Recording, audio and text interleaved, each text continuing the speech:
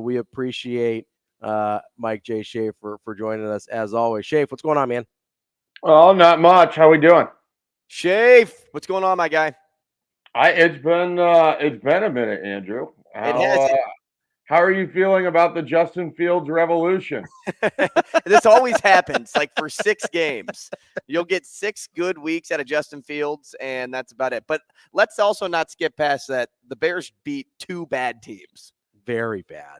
Yeah. Washington is not a good team. No. And the team before that was, well, he didn't beat Denver. No, but should have. Yeah, they should have beat Denver, but he played well in that game. He did play. The good news is their high school offense can go up against Minnesota's defense here this week, and Can't wait. They have a chance of winning that game. So I was the most excited person the Bears won last week because it means that their first win wouldn't be against Minnesota this week. So in essence, everybody was happy, you know. Do we still have the 1 and 2 pick locked up right now temporarily? Essentially. Yeah, I think so. With the Carolina pick. Yeah, is there, I think I asked this question last week, or I was thinking about it. Is there a franchise you would trust less with the first 2 picks in a draft than the Bears in any sport? The St. Louis Rams. Is there a choice? Is there any franchise? Can we get in a time machine and take like the 1990s Clippers or yes, something? That would be bad. Yeah, 90s Clippers would not be well equipped. Today, the answer might be the Bears. It's up there. That's tough. Not to make you more depressed about your football team or anything. Yeah, can't wait till April. Well, knowing the 49ers, they'd pick somebody with the first or second pick. It'd be a total bust, and then they'd get somebody in the 7th round. Here's how this will go. They'll have the first overall pick, but Caleb Williams won't want to go there. Yeah, because he already openly stated that he'll go only back play to for 5 teams. He'll go back to college. Go play for Lincoln again another year. Correct. So the Bears will keep Fields, and then they'll trade the number 1 pick. And they're going to want to get Marvin Harrison, right? That's going to be what the Bears want. And then whoever gets the number 1 pick is going to draft Marvin Harrison from underneath them. And then the Bears are going to have to settle with somebody they didn't really want, or they'll trade out of that pick too. And I'll get so hyped for the first 2 picks of the draft, and you'll get and neither end of them up with picks for days, for years to follow. For years. Who's the consensus third quarterback behind Drake May and Caleb Williams? I don't know that there is a consensus third. I mean, you've got to keep hearing how great this quarterback draft is, and it's like, isn't it just Caleb Williams and Drake May if you're into Drake May? Like, I don't know. Right. Is Riley Leonard up there? He's up there. There's a cluster of guys, I think, from I think anywhere from Riley Leonard. Some people like Michael Penix as a first-round quarterback. I think some people are talking about J.J. McCarthy that way. I don't know if you're talking about. When does Bo Nix enter the league? It seems like he's been in college. Bo Nix is part of the group they're talking about. None of these sound like quarterbacks that I would be enthusiastic about my team taking. Well, since my team is going to take a quarterback, but probably not bad enough to get one of the top. Well, are you going to lose Justin Jefferson too? Is he going to follow Kirk Cousins wherever he goes? I don't know. They're best friends. You got to watch out. Hey, I don't need the Bears taking another UNC quarterback though. Like, sorry, Drake May, I can't do that. You can't do the Trubisky thing again. No. Yeah, it's interesting. I kind of agree with you though, Schaefer. There's just really a cluster of quarterbacks after Drake May and Caleb Williams. I don't know that. I mean, I guess Shedeur could come out. I don't know how people feel about him. I would take him over every other name mentioned besides Caleb Williams, probably. You take him over Drake May too? Yeah, maybe. That one's like closer to a toss-up. But I would definitely take him over J.J. McCarthy. Are you kidding?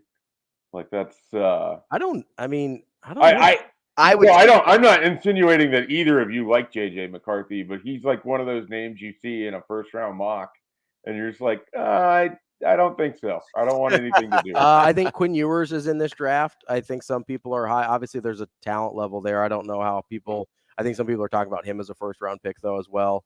So, yeah, I think it's a – I think we're trying to make ourselves believe that this is a good quarterback first-round draft. Yeah. The quarterback play in the NFL is bad. I think there's 2 guys that people feel pretty good about. I think there's one guy that people feel really good about.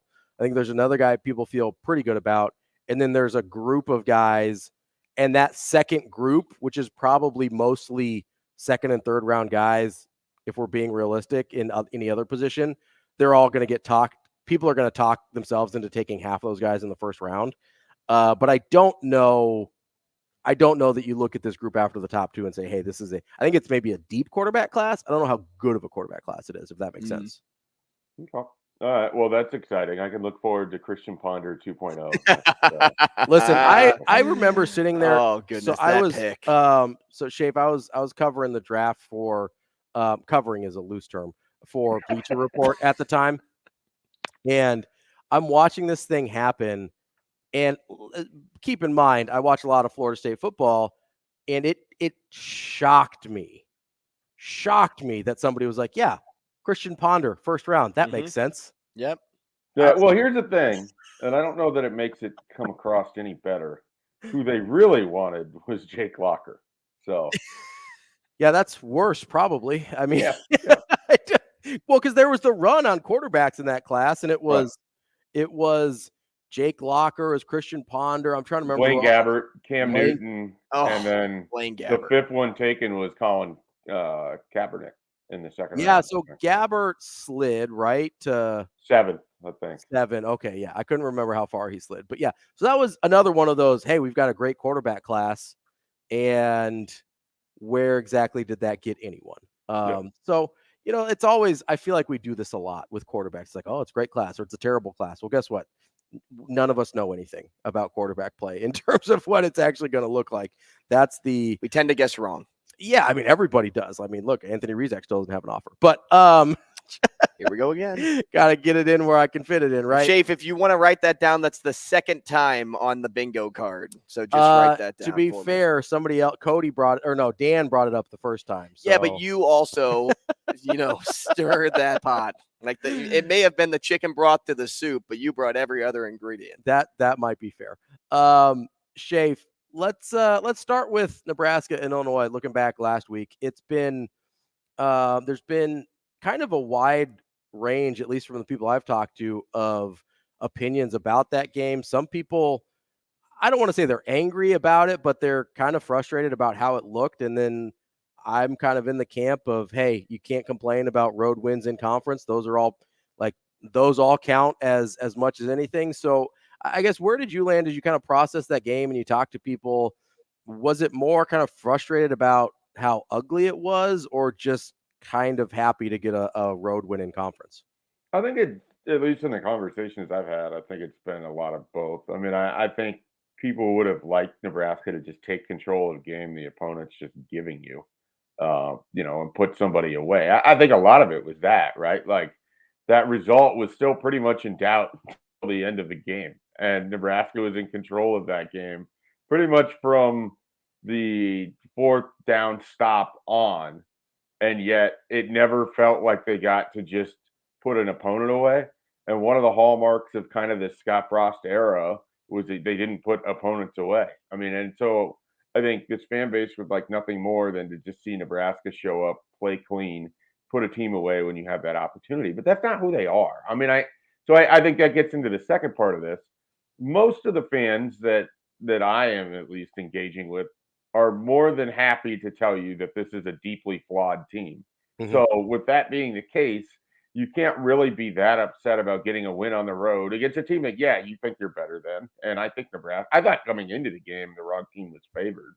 I just think Illinois is about as bad as you're going to find in the Big Ten West this year, which is, a lot of these teams. So I like Nebraska's chances going into that game. I thought that they had ample opportunity to put it away and just weren't able to.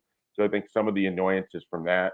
Mm-hmm. I think Matt Rhule is still paying the price for saying things like, we hope to become a good fourth quarter football team, to which people just took to mean we're already a good fourth quarter football team and we will make no mistakes ever again. And then here's where it is for me. There was times on the field Friday where Nebraska had its backup quarterback, its 4th string running back, wide receivers 6, 7, and 8. Mm-hmm. Thomas Fedoni and Nate Borkircher, whichever one is tight end 1 or tight end 2 for you, and their offensive line. And it's like, you have to at least acknowledge this hasn't gone remotely to plan on offense. Like, so it's, you're 3-3. Yeah, it's hard to sit here and be too upset about things when you're back to 500 and you don't have a single one of your starting skill position players on the field on a critical down against Illinois on the road. Like, so it clearly hasn't gone how they had hoped. So they've had to adjust this thing as the season has continued to roll on. And to me, that should be a feather in the cap of the coaches for being able to adapt to what has been a horrific start to the year. But around here, because excuses have been more plentiful than wins, I think people are sort of tired of that. They just want to see wins. And even now, when you get a win, it doesn't even really feel like it counts because nobody gets to feel good after that win. Right. It's just a cycle of mediocrity, and the backlash to it, I think, is sort of some of the anger that you got out of people on Friday night. So I guess what we move toward now during the bye week is figuring out what needs to be cleaned up, what needs to be tightened up. What is number one on that list for you, Schaefer? Yeah, and I understand what Matt Rhule said after the game. I understand that he's mad and he talked to the conference and that this is happening. If they can't curtail the false starts and the procedural penalties, well, like, what the hell? There's no excuse for any of this. Like, I can accept what he's saying. I can acknowledge that would be difficult, and yet I can watch other teams around the league not jump off sides 5 times in a game, or excuse me, have a false start 5 times in a game.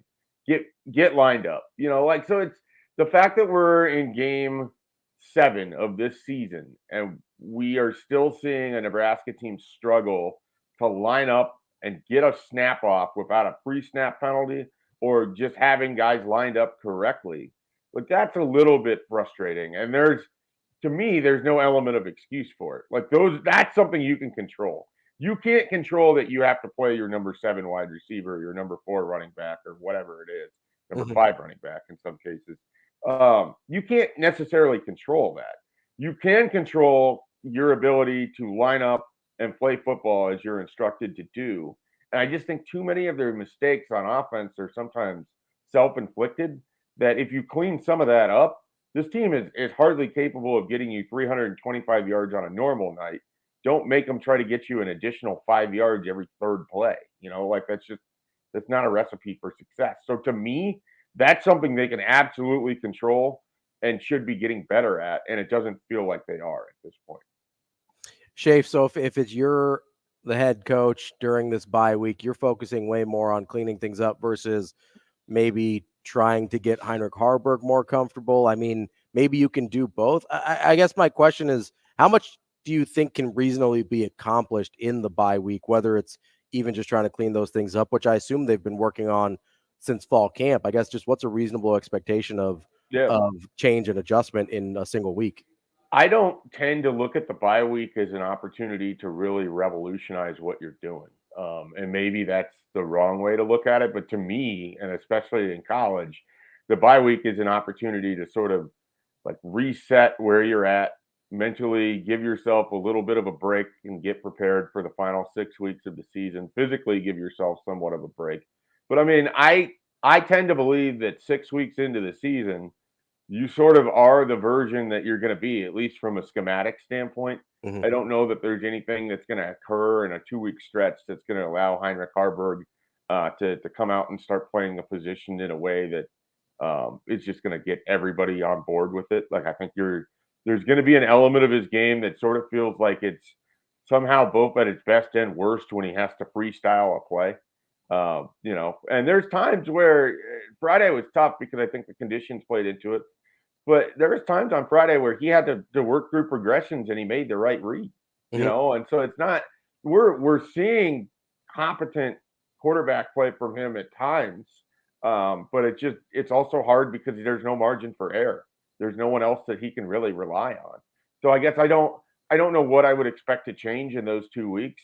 And we'll see if this isn't an opportunity for them to try to roll Jeff Sims back into the picture. I mean, depending on where that ankle is at, his mobility. Because to me, if he's not able to move with his feet, you got to keep playing Heinrich Haarberg. Like, I just think that's the biggest thing. I don't care if his arm might be slightly better. It doesn't.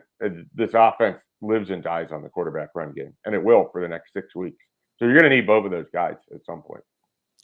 Schaefer, I'm reading a comment that just came in And Shane, can you pull up that last comment from Dion? He said, "I think Frost's leftovers are not very intelligent."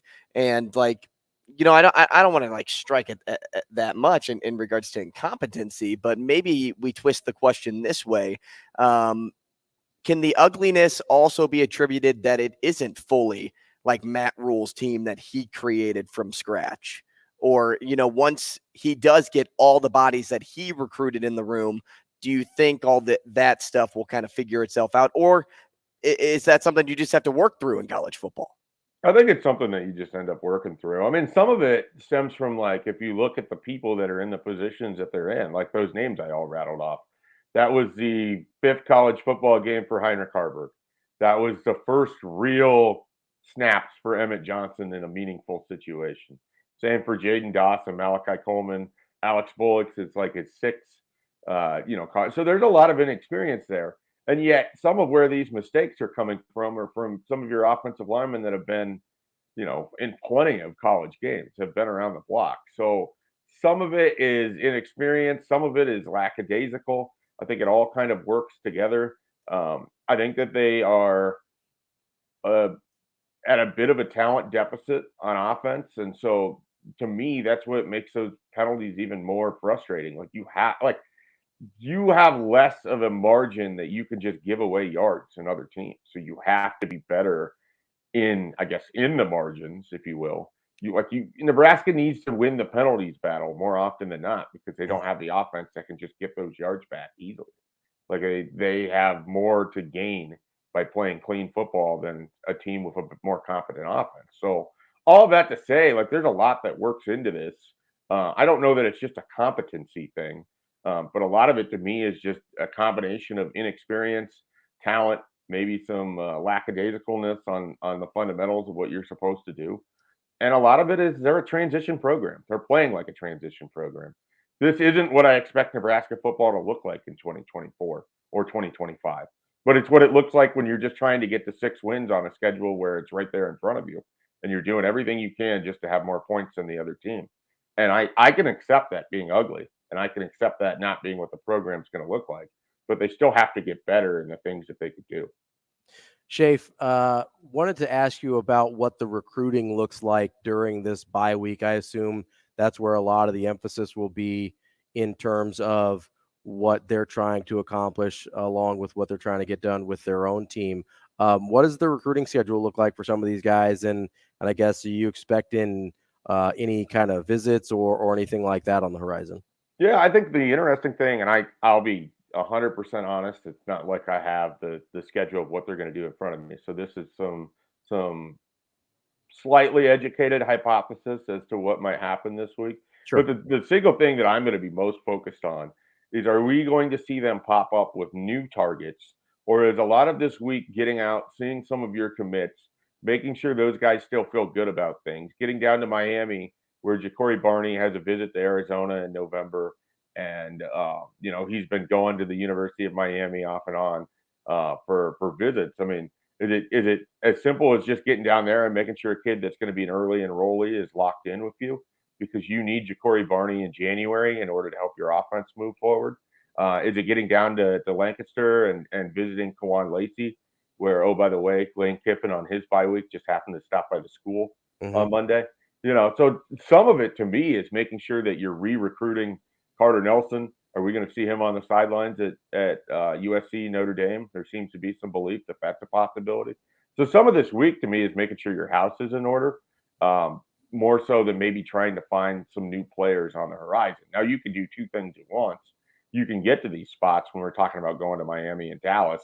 Guess what? There's a lot of other schools that you can hit there too, and you can see some 25s and 26s and of that nature. I'm not expecting a lot of new 24s to appear. But as soon as I say things like that, Matt Rhule is the kind of guy under a rock in Texas that nobody's seen that 24/7 sports analysts fall in love with. So, I mean, I should know better than to say those types of things, but I am anticipating this to be more of a clean up what your house kind of looks like, and then transition a little bit to 25s and 26s. Iron sharpens iron.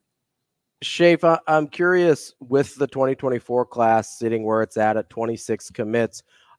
How big are you expecting this class to get? Is it kind of just, hey, they'll find whatever guys they like and figure out the numbers later? I guess what are you expecting this final class to look like? Yeah, with the way that this is set up, I think a lot of it is just take what you want and then figure out the numbers as you need to. And Mhm. so, they took some developmental chances in the last class. I wouldn't be surprised if some of those guys move on pretty quickly if it is apparent that they're not going to be able to play wide receiver or defensive back or something based on, just athletic guesses of them. So I would look for this to be a class in the 30s.